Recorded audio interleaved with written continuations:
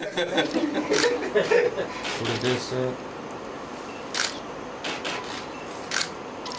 on behalf of our board and management of the Reserve Bank, we do have the honour of presenting you with this cheque for $35.198 million. Basically, this is the profit from 2014, plus which the profit came to about 28.5 million, and we also bring across $6.7 million from our revaluation reserve account, which is the gains that we make on foreign exchange. So this is a little bit lower than last year's presentation, but we're quite pleased. It was derived from our investing of Fiji's foreign reserves in a market where interest rates over the course of the last year have come down a little. So we're quite pleased with this amount. Thank you, Governor. I'd like to thank the Governor and his team for this cheque, of course, and I'd like to thank them for the very high focus they've had in terms of the economy and working together with government and fiscal policy that's been put together in place. And we believe that the figures obviously speak for themselves. The economy, as you know, has been doing well. We've got growth rates of in excess of 4% both for last year and this year. I understand there was some revision of that in an upwards manner, and we have to get those figures out very soon. And we look forward to partnering with the Reserve Bank of Fiji. As you know, recently we've had two more board appointments to the bank in the form of Tony Vidam from the tourism sector and Abdul Khan from the sugarcane industry. That obviously gives a lot of positive feedback and positive contact through the bank with the different contributing sectors of the economy. And I'm sure with the economy being buoyant, and we've seen ourselves that there seems to be a lot more interest from outside financial institutions and various other players in the Fijian economy, and we look forward to the Reserve Bank of Fiji playing its usual role in terms of maintaining the sort of prudential requirements that's been followed through APRA and various other international standards. And I think the fact that the Reserve Bank of Fiji has been quite focused in that area has meant that the integrity of the financial system in Fiji is very much intact and remains quite reputable. And I think that is very critical for us in terms of developing the economy and moving ourselves up to the next stage as far as economic development is concerned, that these type of prudential requirements and sticking to international best practices is adhered to and indeed even enhanced. So I'd like to thank the Governor.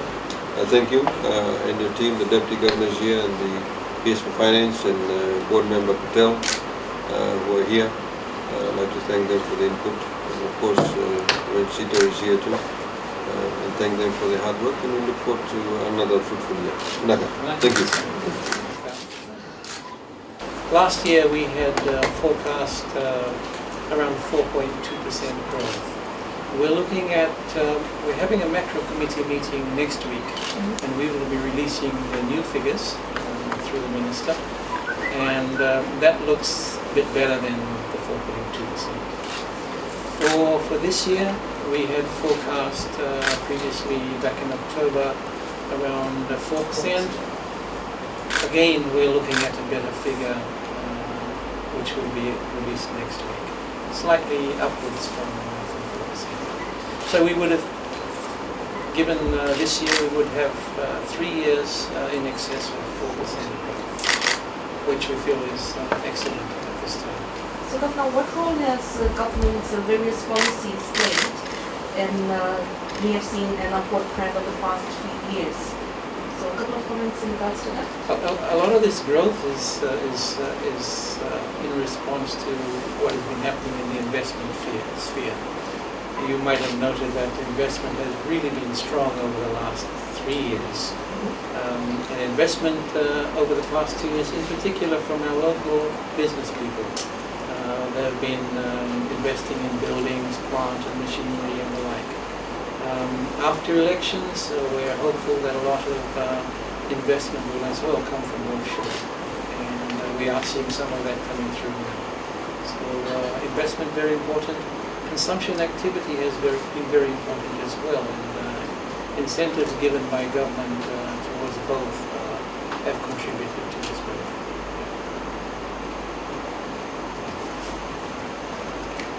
So what will be the money used for? Well, obviously it goes towards government's consolidated fund, as you would know, covering budgets. You can't say this $35 million will go to one bridge, but it goes towards government's consolidated fund, and it will be used for meeting various costs, including capital expenditure by government.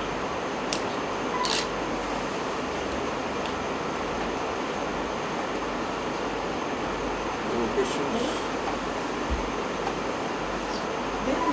In terms of job creation, we have seen this unprecedented job creation. I had some figures that RBF had raised previously, and we've seen quite a good trend in terms of job creation. Any comments on those? We can only make estimates on how many jobs have been created. We do run a survey of job adverts in the newspapers, and from that we've seen job adverts increasing by about 11%, 12% over the course of last year. So very strong. If you can take that as a proxy for what's happening in job creation. Unfortunately, we don't have accurate numbers from the official side in terms of that. We use proxies. We look at FNBF, new membership. Unfortunately, with FERCA in tax, with TIN numbers now, everyone needs a TIN number, so unfortunately it may not be a new person coming into a job. It's because you're in a savings account or something like that.